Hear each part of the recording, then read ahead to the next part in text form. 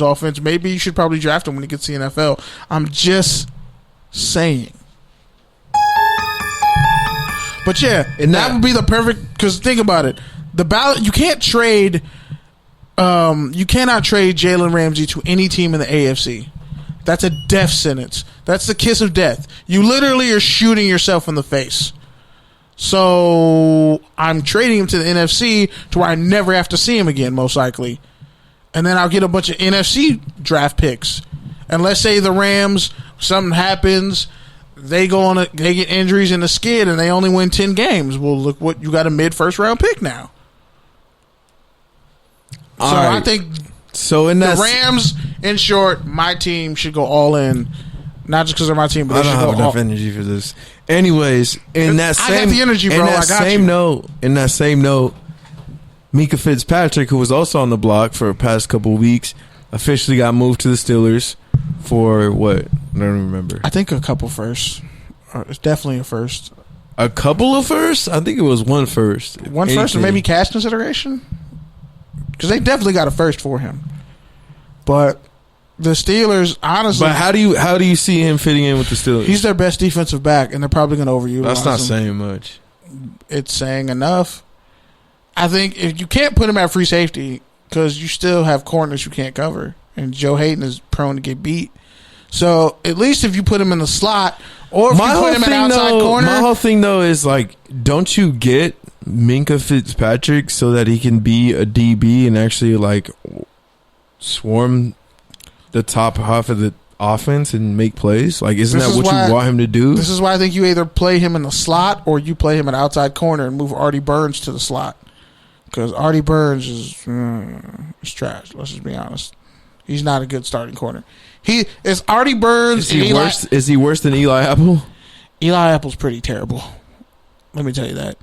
He's 76 overall only because he ran like a 4.4 flat, had like a 42-inch vertical. So the trade, athleticism. So basically, the Dolphins gave up Fitzpatrick, a 2020 4th round pick, and a 2021 7th round pick to the Steelers for a 2021.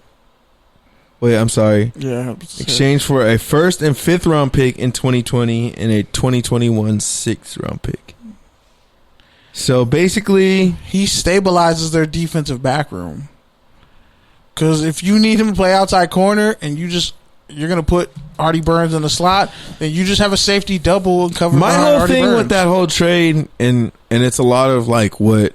Their front seven is fine. It's a lot of the reason why I wouldn't want the Raiders to get Jalen Ramsey, because like, yeah, he's going to be wasted. The secondary is an issue, but it's not the biggest issue in Pittsburgh. Like, you have Mason Rudolph starting at quarterback, first of all. You have James Conner, who you consistently shit on for no reason. And then you have James Juju, Conner's not, who you all of a sudden turned your back on last week. Who did I turn my back on? Juju.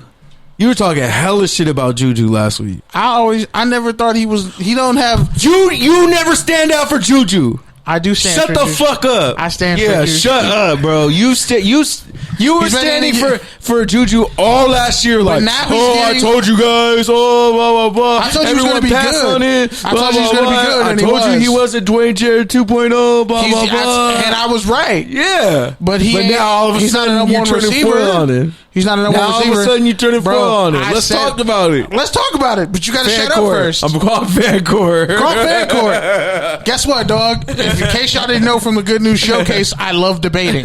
Like, literally, when The Great Debater came out, the kid Denzel Whitaker, they used to call me the Great Debater. So it is what it is. They still do. But anyway, back to what I was saying.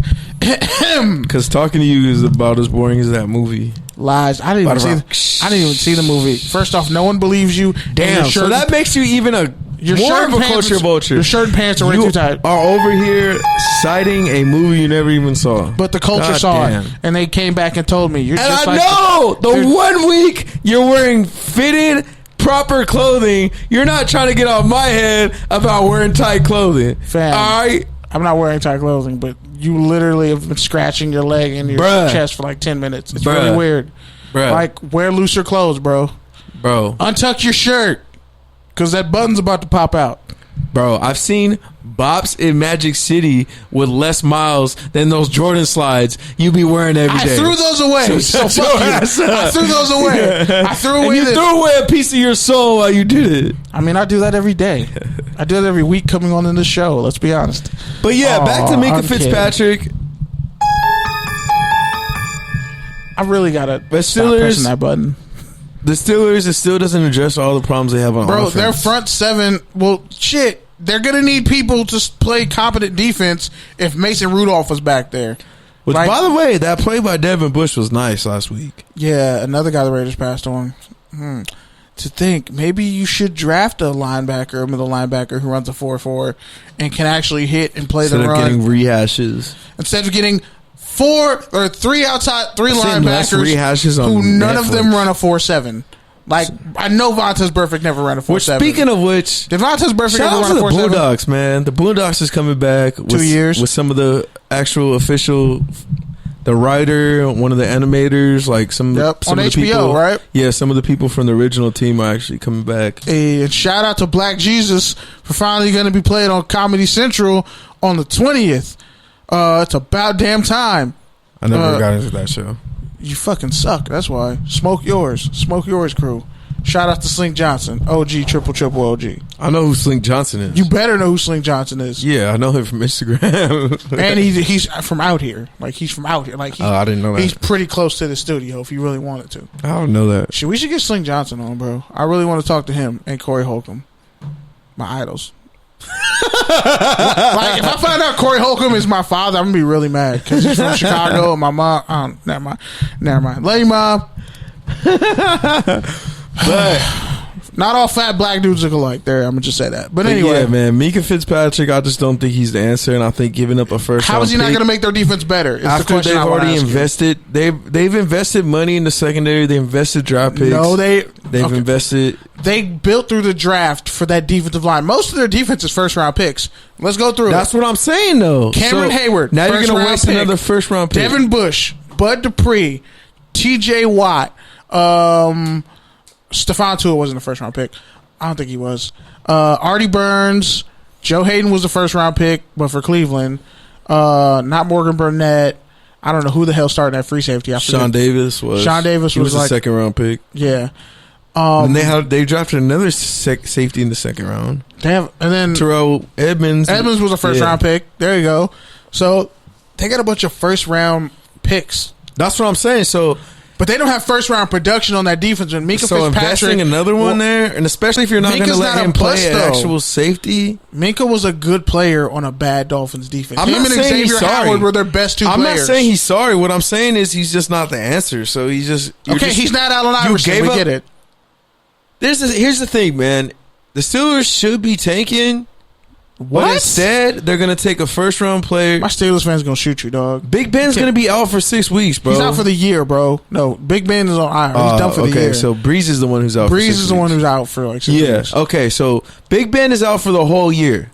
Yeah. So you should be keeping that pick. You should be keeping that pick and drafting his replacement at the end of the year. Or you draft a guy that's what you should who be doing. You had no chance of getting at because of how high you normally draft. I mean, how low you normally draft. You get a lottery pick, a top 10 talent in the draft that he was in, Minkah Fitzpatrick, a plug-and-play guy. At worst, he's your starting corner, number one slot corner, and if you can put him at free safety, I think he can be a Pro Bowl player. But this isn't about Minkah Fitzpatrick. This is about the Steelers. But you can't... their pass defense is terrible, bro. You want Artie Burns out there? It's not a. And that doesn't matter when you're an 8-8 team with a subpar running back, 6-10 this year. Subpar receiver. They're going 6-10. He's not subpar. This is exactly my point. Why would you go 6-10 without a first round pick? That is fucking stupid. Yeah, that's idiotic. But guess what? That's retarded. That's dumb. If you can talk Big Ben into coming back next year, then it ain't so bleak. Okay, even then, you still have a 38-year-old quarterback with questionable character and bad references. So, damn, it doesn't really matter. It doesn't matter. But you gotta admit they did fix because they're probably gonna need to get a receiver and running back too. They have another receiver. They have James Washington. They have receivers on that team. They're just unproven. They have talent on that offense. The cupboard's not bare. It's just they have Mason Rudolph, who might be the future of the team. They don't know yet. Benny Snell's a good backup. So you don't think that first round pick would have been better invested in Trent Williams? That's a whole nother topic, but then they got going away with it. But they weren't gonna. The Redskins aren't trading him. The Redskins. Pass me the hookah. Calm your ass down. Okay, Knight to L3. Wow, You didn't even see that light That was good. That was good. Touche. But yeah, in other news this week, they have to fix their pass defense because you can't have a subpar offense with no starting quarterback and a shitty defense giving up points. Your defense has to at least hold the fort because Lamar is going to be carving up the Steelers secondary with no Minkah Fitzpatrick. in other news this week, Eli Manning is no longer the starting quarterback of the New York Football Giants.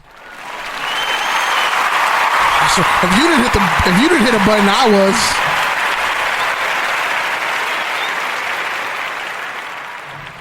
That's right. Daniel Jones' era is officially underway in the Big Apple. How do you feel about it, Kenny? Actually, no. This is a better one.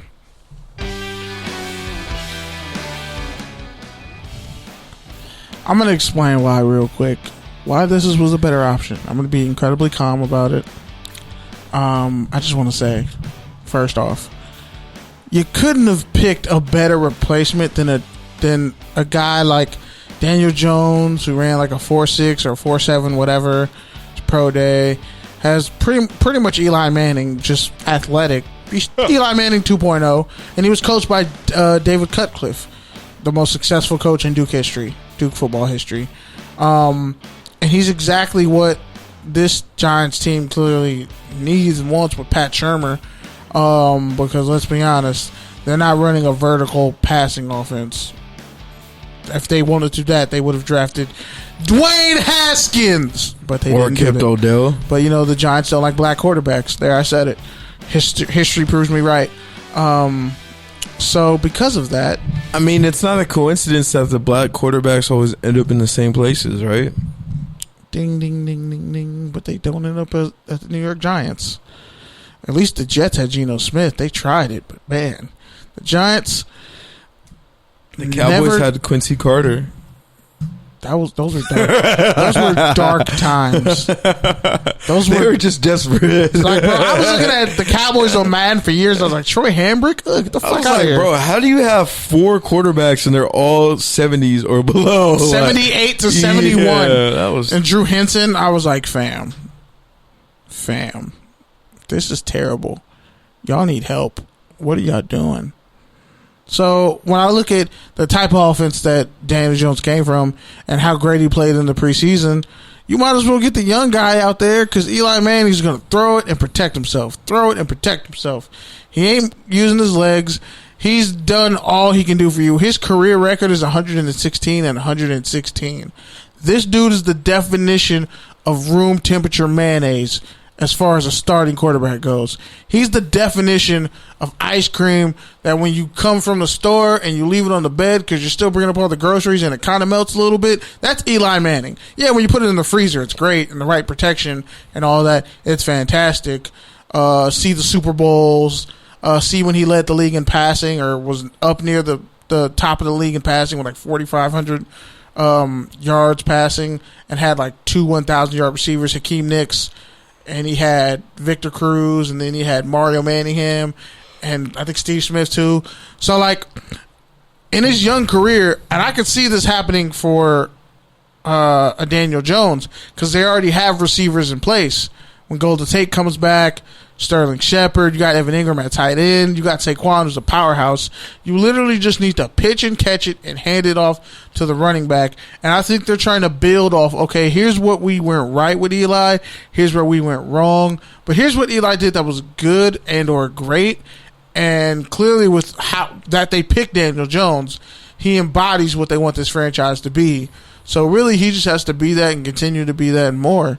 So yeah, it's a win for for the Giants brass, but if he starts sucking, is Eli a Hall of trash Famer? still. Like everyone's been saying on fucking Instagram, yeah,